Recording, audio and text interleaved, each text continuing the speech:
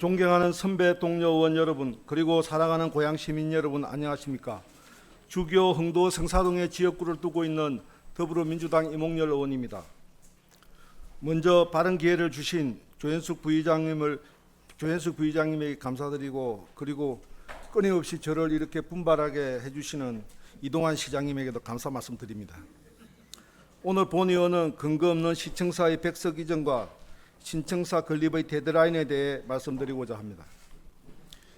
2024년 1월 4일 시장님의 시청사 이전 발표가 있고 나서 1월 6일 본의원의 시정질의 내용 중에서 핵심적인 내용을 잠깐 보시겠습니다. 고양시 신청사 입지 선정위원회 설치 및 운영에 관한 조례입니다. 이 조례에 의해서 주교동 청사가 개통된 겁니다. 입장을 들어보고 싶습니다. 저 법률을 알고 있는지. 존경하는 박문도 의원님이 말씀하셨기 때문에 입지를 선정하기 위해서 그 조례를 구성했지, 이것처럼 우리가 신청사를 신청사 아니죠, 청사를 이전하는 내용에 대한 내용은 아니라고. 네?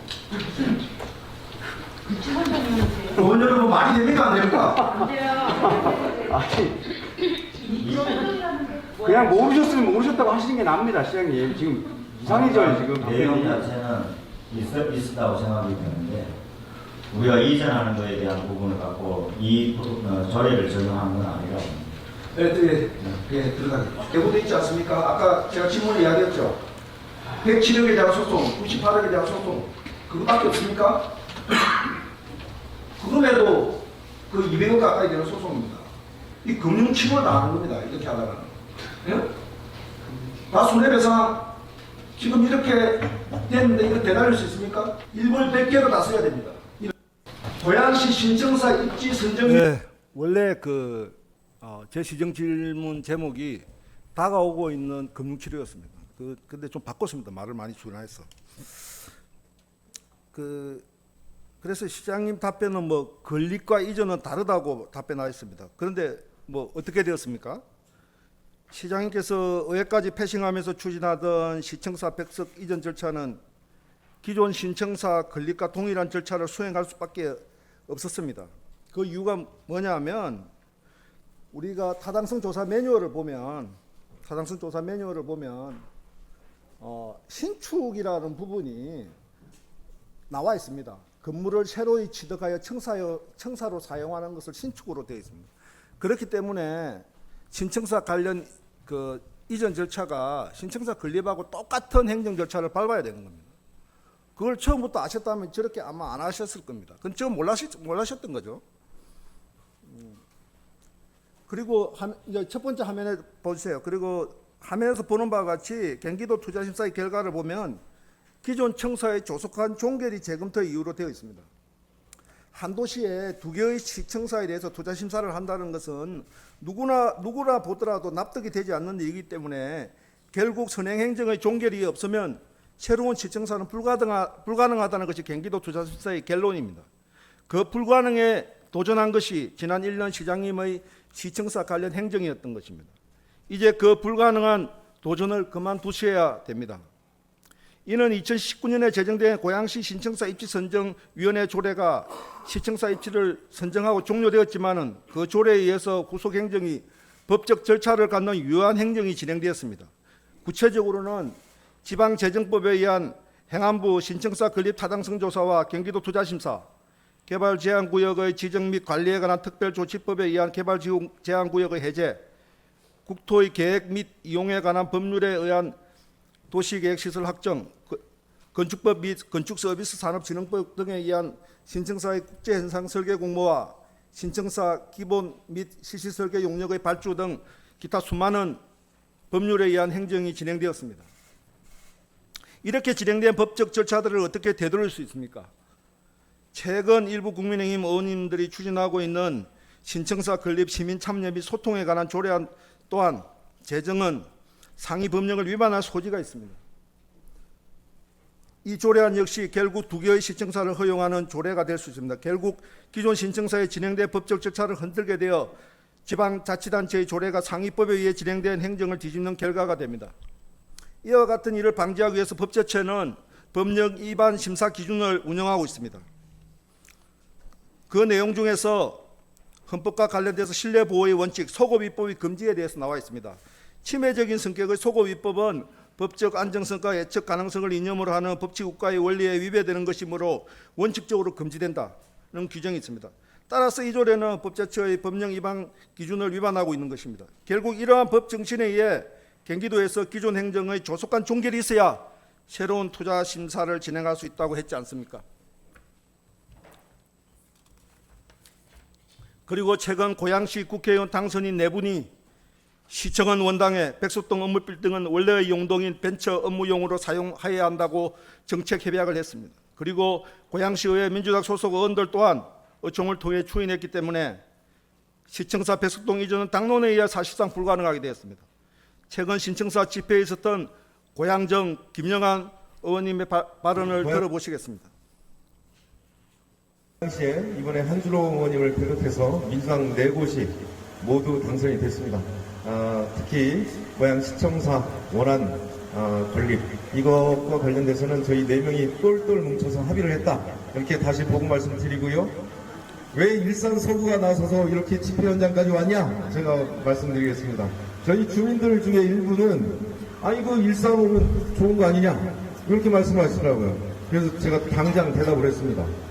지금 키텍스 3전시장 짓고 있죠? 지으려고 하고 있죠? 그거 갑자기 어느 시장에 와서 갑자기 딴 곳으로 옮긴다면 좋아하시겠습니까? 내가 그랬습니다.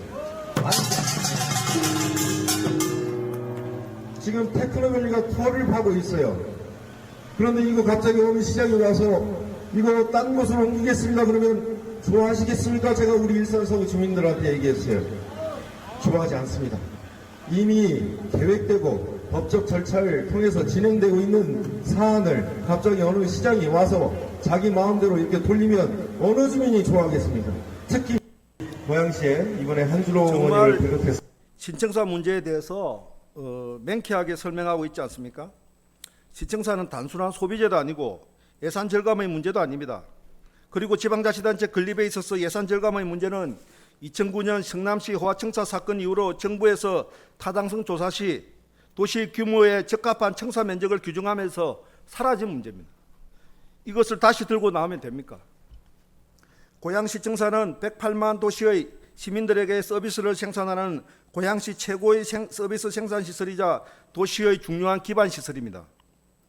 백석동 이전에 들어가는 비용은 건물 감정가의 1,080억의 60%에 해당하는 약 600억의 리모델링 비용이 지출됨에 따라 누가 보더라도 시청사가 아닌 건물에 시청사로 사용하기 위한 전형적인 예산의 낭비 사례입니다. 시청사 이전은 시장의 정책 결정이라고 하나 그것은 시장님의 혼자만의 결정이었습니다. 관련 부서도 몰랐고 의회와도 논의가 없었습니다. 그렇지 않습니까?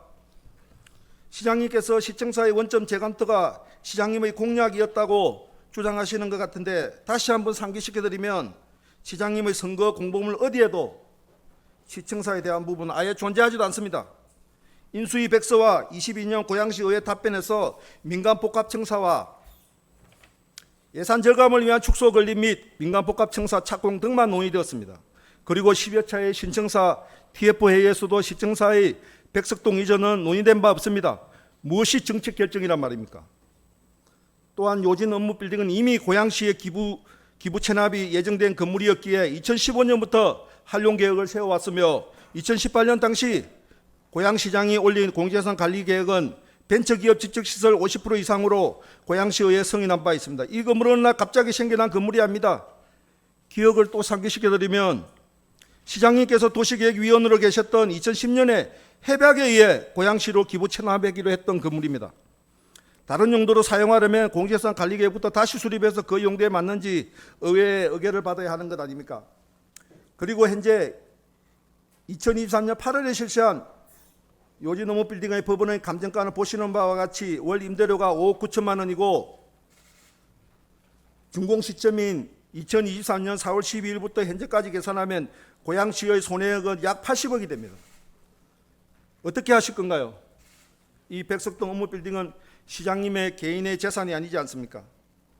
물론 시장님께서 신청사를 건립하는 것보다 백석동 업무빌딩으로 이전하는 것이 예산 절감이라고 생각하시는 것 같습니다. 108만 아니 인구계획상 130만 명에 이룰 수 있는 등례시의 시청사로 벤처 업무빌딩을 리모델링해서 사용한다면 이 얼마나 세상의 웃음거리가 되겠습니까? 지방의 어느 군단위 지자체조차 하지 않는 일을 오직 이동환 시장님만 예산 절감이라는 딱지를 붙여 시장님 마음대로 청사 이전을 하려고 하십니까? 그리고 작년 행안부의 고양시청사 이전 사업 타당성 검토서에 따르면 백석동 업무빌딩의 리모델링 비용이 500억에서 600억으로 약 100억이 증가했습니다. 그 이유가 무엇입니까? 그 증가분은 당초 벤처 업무빌딩으로 건축되다 보니 시청사로 사용하기 위해서는 철거공사와 구조보건공사 추가로 더 예산을 지출해야 하는 상황입니다. 그리고 지상주차장은 없고 청고 2.2m의 지하주차장은 어떡합니까? 시청사 주차장을 위해 1,000억 이상의 가치가 있는 학교 부지를 시청사 주차장으로 사용해야 하는 어처구니 없는 경우도 발생할 수 있습니다. 지금 기존 신청사 건립은 아주 심각한 단계에 들어갔습니다. 투자 심사가 완료되고 개발 제한 구역이 해제된 기존 청사 건립 부지 관련입니다. 보통 행정에서는 4년 동안 행위가 없으면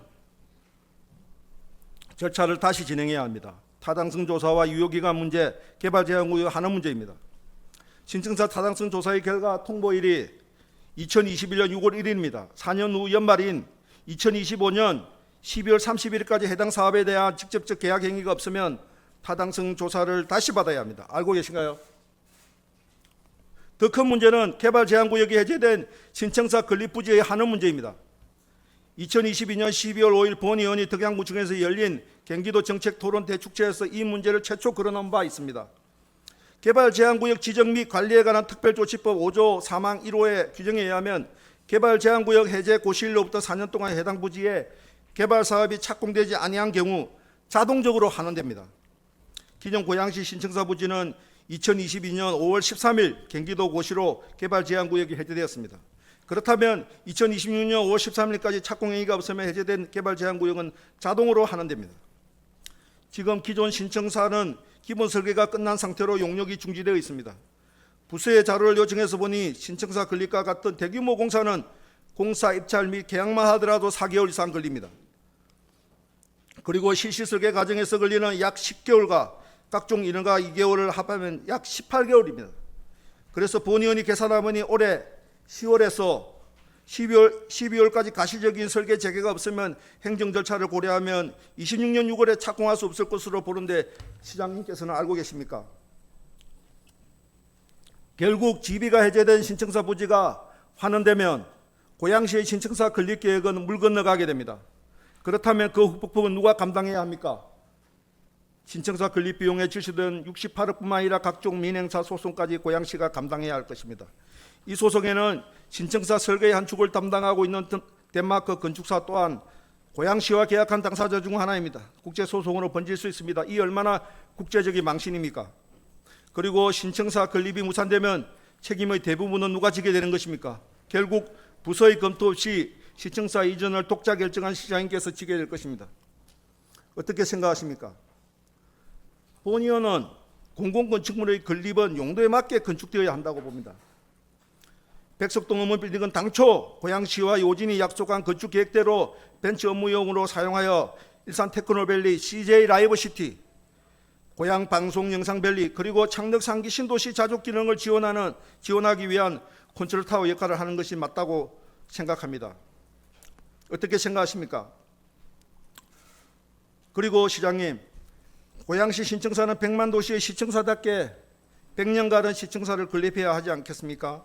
현재 주교동에 건립될 시청사는 국제현상 설계 공모를 진행했고 전희영 한국건축가협회장을 비롯한 저명한 건축가들이 선정했습니다. 하루빨리 원한 대로 착공하여 시장으로서 책무를 다해야 한다고 생각합니다. 시간이 5분 남았기 때문에 미리 추가 질의 시간을 좀 앞당겨서 좀 하도록 하겠습니다. 계속 그 고양시 재정 상황에 대해서 이야기하면서 시장님이 그 예산 절감이라는 걸 계속 정가의 보도처럼 휘두르는데 고양시 재정이 그렇게 어려운 게 아닙니다. 고양시 재정은 재정 자립도가 있고 재정 자주도가 있는데 저 신청사 이전 사업 계획 적정성 검토에는 이렇게 이거 저 이동환 시장님 때 올린 겁니다. 거기 보시면 어떻게 되어 있습니까? 고양시 재정 자립도 그 재정 자주도는 시장이 마음대로 그러니까 자유롭게 재량 예산의 정도를 이야기하는 거고 재정 자립도하고 좀 개념이 다르건지만은 하여튼 우리가 여유 있게 쓸 수 있는 예산의 규모가 다른 도시보다 낮습니다. 평균 이상이에요 우리가. 그런데 뭐 필요할 때는 재정 자립도를 이야기하면서 본인이 하고 싫으신 것은 예산 절감이라고 하고 안 하고 나머지는 또 본인이 하고 싶은 또 예산은 그냥 실시하시고 그 증거의 보도처럼 휘두르면 안 된단 말입니다. 저기 이전 타당성 적정성 검토서에서도 고양시가 다른 데보다 높다고 되어 있어요. 그리고 알다시피 고양시 재정의 그 부채 비율은 제로입니다. 보시면 당시만 하더라도 그렇게 우리 이만한 규모에서 부채 비율이 이렇게 없는 데는 거의 고양시밖에 없습니다. 그래서 그런 거 더 이상 뭐 고양시가 돈이 없다 뭐 이런 걸로 지금 기존에 계획된 사업을 중지하시면 안 됩니다. 그거는 뭐냐면 돈이 없는 것이 아니라 저는 능력이 없다고 봅니다. 능력이. 예전에도 뭐 전임시장 때도 똑같았어요. 재정 자립도나 재정 자주도나. 그럼에도 불구하고 하고 싶은 일 다 했습니다. 근데 그런 걸 가지고 예산 핑계 대고 이거 못한다 저거 못한다 이렇게 하시는 거는 저는 능력의 문제라고 봅니다. 그래서 그 부분에 대해서 다시는 뭐 이런 고양시 예산이 없어서 뭘 못한다 계획된 걸 못한다. 그때 이미 자금 수지를 다 맞춰놓은 겁니다. 고양시가 건축 사업을 할 때 공공건축물도 뭐 행신동 종합 그 복지관도 그렇고 저 장애인 센터도 그렇고 원흥복합 문화센터도 그렇고 다 그 예산을 맞춰놓은 겁니다. 그래서 그런 부분에 대해서 그리고 우리 킨텍스 재산 전시장도 하고 있잖아요. 이산 테크노밸리도 우리 예산 넣어서 하고 있고 그리고 무엇보다도 창녕 3기 신도시에 1조 가까운 돈을 매칭해가지고 우리가 사업을 벌리고 있는 이런 어마어마한 도시에서 돈 없다고 하시는 거는 제가 볼 때는 시장님으로서의 능력에 대한 어떤 그런 고백이지 않나 이런 생각은 듭니다. 그래서 그런 예산 문제 이런 거는 더 이상 계획된 문제에 대해서 좀 안 했으면 좋겠다 이런 말씀 다시 한번 드리겠습니다. 예, 경청해 주셔서 감사합니다.